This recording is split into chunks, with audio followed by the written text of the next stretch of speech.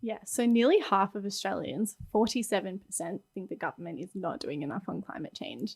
And when you look at that number in light of the broad public support for progressive taxes and ruling out new fossil fuel expansions and new fossil fuel approvals, and then you think that half of Australians know that the government isn't doing enough on climate change, it shows just, again, in another way that Australians are really fed up with incrementalism. One for mum, one for dad, and one for the country. And there has never been a more exciting time to be an Australian. Budgets are about choices, Fran, and you show what you value through the choices you make. This is coal. Don't be afraid. Don't be scared. The Treasurer knows. I want an economy that works for people, not the other way around. We'll just end up being a third-rate economy, a banana republic. Just follow the money. Hello and welcome to Follow the Money, the Australia Institute's podcast that explains big economic issues in plain English. I'm Elinor Johnston-Leek, content producer here at the Australia Institute, and this year the cost of living crisis has left many Australian households struggling to make ends meet. But even as many of us have been forced to focus on our immediate circumstances, including just putting food on the table, climate change remains a big concern. Soaring interest rates, higher power bills and, of course, higher grocery prices. More than half of Australians are being pushed to the financial brink. Australia is facing its biggest energy crisis in 50 years, reigniting the cost of living debate. Costs and consequences of almost a decade of energy policy chaos. This summer in Australia will be as extreme as what Europe is seeing now and could potentially be one of our hotter summers on record. The number of people confirmed dead following the devastating wildfires has risen to 96. Your whole community gone. Your post office, your grocery store, your neighbours, your home. Extensive flooding to Greece. They have violent storms that also have impacted Turkey and Bulgaria. It tells us that climate change is a real threat to human and planetary well-being. Climate change is a national security issue. What action is the Albanese government taking on climate change? Every year here at the Australia Institute, we release our annual Climate of the Nation report, Australia's longest continuous survey of community attitudes to climate change. And every year we ask questions about everything from Australians' favourite type of electricity, it's renewables by the way, to their perception of how many people are actually employed by the fossil fuel industry, to their opinions on Australia's federal climate policy. To tell us more, I'm talking to climate and energy researcher at the Australia Institute and author of Climate of the Nation 2023, Liz Morrison. G'day, Liz. Hey, Elinor. Thanks for having me. So, Liz, cost of living has been at the front of most of our minds this year, but has this affected overall concern about climate change? Have people been more focused about cost of living? Yeah, so this year for Climate of the Nation 2023, we actually asked some cost of living questions for the first time.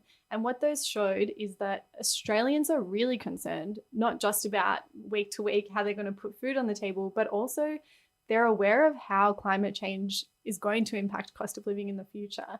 Things like climate disasters making the insurance more expensive, things like floods meaning that supply chains don't work properly and it's harder to get really important goods and necessities. 75% of Australians are concerned that those issues will become more and more prevalent given climate change. And even despite cost of living, 71% of Australians remain concerned about climate change. So 75% and 71%. So massive numbers there. Yeah, 3 and 4. That's really significant for polling. Yeah. Do you think that maybe recent floods and bushfires have maybe put this, and the pandemic have maybe solidified in Australians' mind that really our global supply chain networks are so, I suppose, fragile and affected by climate change and natural disasters? Yeah, absolutely. I think, prior to the pandemic, people were a little bit dissociated from what the supply chain issues were. But when the pandemic hit and we couldn't get people to work in real life, we saw how that affected how hard it was to get really important supplies and goods and services. And things like the floods in Lismore and fires are only going to make those supply chain issues worse. The war in Ukraine has pushed up the price of commodities worldwide. Well, coal and gas are the causes of not only the climate crisis, but the problem that we're finding ourselves. 2022, Australians voted for climate action. They voted against the shameless promotion of fossil fuels in a climate crisis. It is here. We are seeing the effects of climate change. And the phasing out of coal by 2030 in OECD countries, the transition must cover the entire economy. So what about Australians' attitude towards the fossil fuel industry? Have Australians' attitudes toward the fossil fuel industry changed over time, and particularly in its relation to our economy and to employment? Yeah, so a lot of the rhetoric around why Australia is so stuck on fossil fuels is because of jobs, jobs, jobs, and growth, growth, growth, the words that we love. But actually, Climate of the Nation 2023 shows that Australians are overestimating the contribution of coal, gas, and oil to the Australian economy and to Australia's employment by pretty significant amounts. Australians overestimate the number of people employed in the coal industry by 33 times. Wow, that's a lot, yeah. And it more than doubles when you look at gas and oil. So Australians think that gas and oil employs 10% of the workforce in Australia, but the real number is 0.2%. Oh my God. Yeah. So when we hear all of this rhetoric about gas and oil and coal and jobs and how important it is for the regions and how big of a contribution it makes to the overall functioning of Australia's economy, when we think about that misperception about that contribution, if Australians really understood that, then maybe we drag our feet less on transitioning to renewable energy. So the fossil fuel industry is a lot less important to the economy than Australians might think. Yeah, and when we break it down into the contribution to GDP as well, Australians think that coal mining contributes 14% of GDP. Can you take a guess what the real number is? Probably a lot less than that. It's 2.6%. Oh my God.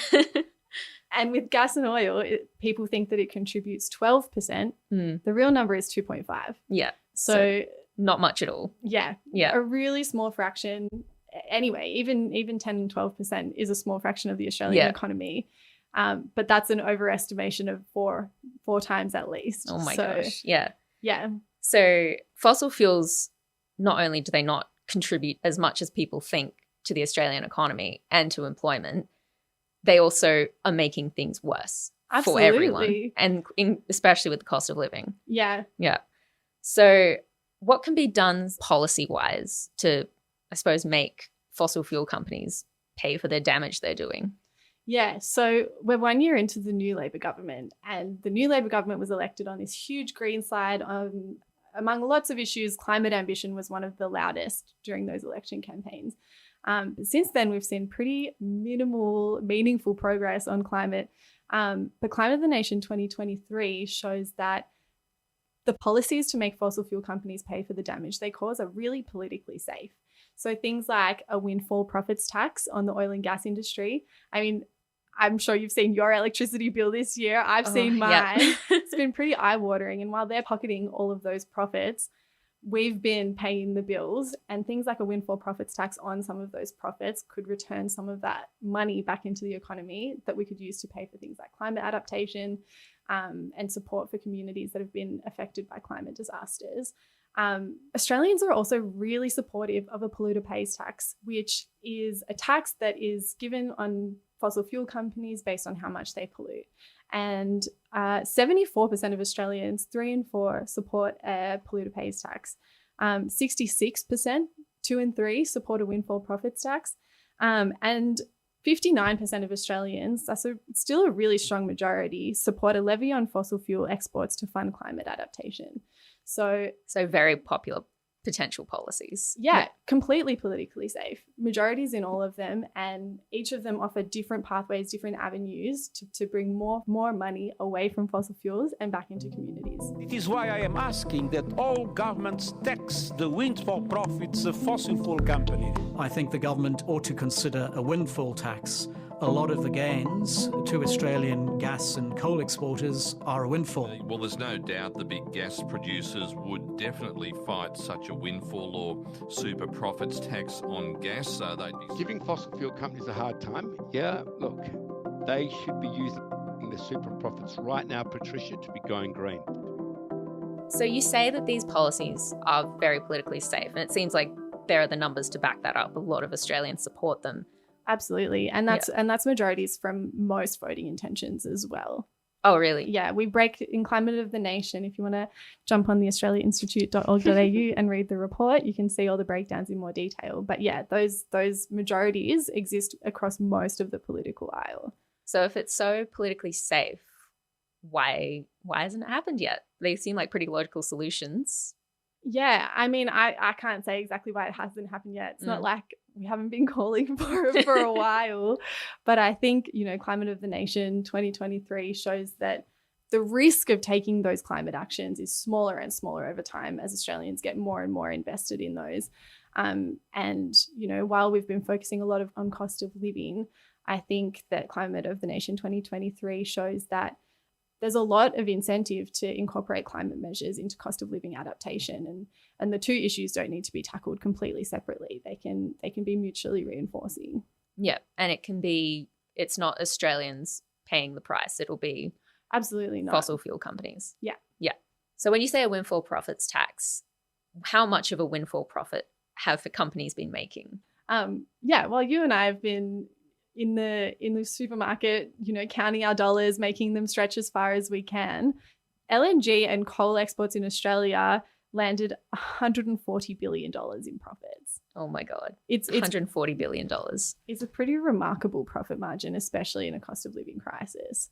And that's the context that we need to take when we're looking at things like a polluter pays tax or a windfall profits tax. Those profits are above and beyond what they expected to make, which was already quite a lot. Yeah, and that's largely driven by the war in Ukraine. The war in Ukraine has shocked the world. We've got a global energy price shock. Energy prices around the world are going through the roof. Prices are high globally because European countries are looking for non-Russian sources of gas. The oil and gas giants made half-year profits of more than $1 billion. Earnings not seen in more than 150 years. The profits are a windfall of war. I focus on cutting emissions, cheap electricity, zero emissions. This is the time. So we've been seeing renewables a lot in the news lately. What are Australians' attitude towards renewable energy at the moment? Well, Climate of the Nation this year shows that solar, wind and hydro are still at the top of Australians' list for their favourite energy sources. And those are the three renewable energies, and they're also the cheapest energies that we have. So if we're looking at it from a cost of living perspective and from a climate perspective, it's a win-win. And at the other end of the spectrum, the gas-fired recovery has caught a little bit of speed. So gas has jumped a few places in Australians' preferences. But it's really important to know that gas is still plan B or plan C for Australians after solar, after wind and after hydro. So Australians are ready for a renewable energy transition, and it's just our policies that are lagging behind. So more government support to promote renewables would be very popular. If we're looking at the numbers, and we are, then those kinds of policies that favour renewable energy over fossil fuels will be very welcome by Australia.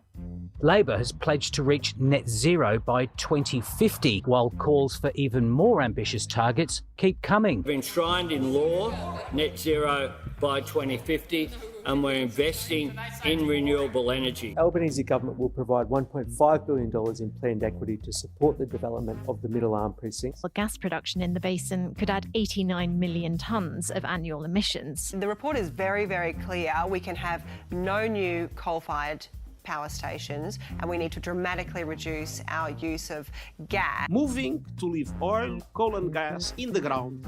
Really gearing up in terms of renewables at the supply side, and then at households actually working with them to get off gas, to move to electric appliances, electric vehicles. This is a critical decade for climate action. All the warning signs, all the experts are saying that it's time for action now. What do Australians think about our federal government's record with climate policy? Do they think that we're doing enough or not so much? Yeah, so nearly half of Australians, 47%, think the government is not doing enough on climate change. And when you look at that number in light of the broad public support for progressive taxes and ruling out new fossil fuel expansions and new fossil fuel approvals and staying in line with the International Energy Agency's 1.5 degree timeline and all of these things that Climate of the Nation shows broad support for, And then you think that half of Australians know that the government isn't doing enough on climate change. I think it shows just, again, in another way that Australians are really fed up with incrementalism. 2030 is fast approaching. Australia's got a bid for a COP on the way. We've already hit more than 1 degree of warming in Australia. Australians know that the little incremental changes aren't going to get us where we need to go. And Climate of the Nation shows that the policies that will fix climate change and that will address those issues are the ones that Australians want. So this is definitely a bit of a wake-up call to our federal government that Australians just really don't think that this change that has been made so far is enough. And especially in light of cost of living challenges and, you know, all the natural disasters we've witnessed recently, the government is really in a position where it needs to do more on climate. Yeah. I think, I hope that Climate of the Nation serves as incentive and as a sort of document of not even permission, but I hope that people use it to reassure themselves that taking progressive and ambitious climate action is the way of the future. Definitely. Is the way forward. Yeah. Thank you, Liz. Oh, Thank you thanks, so Elinor. much. And well done on Climate of the Nation 2023. Oh, thanks. Until next year. This episode was recorded live on Tuesday, the 12th of September 2023, and things may have changed since recording. You can visit australiainstitute.org.au for our latest research and content, and we're on Twitter at the Oz Institute with an AUS. Liz is at Morrison Liz, that's Morrison with 1 R, and our producer Jennifer Macy is at Jennifer Macy. Additional editing is by Emily Perkins, and our theme music is by Jonathan McFeet from Pulse and Thrum, with additional music from Blue Dot Sessions. Thanks for listening.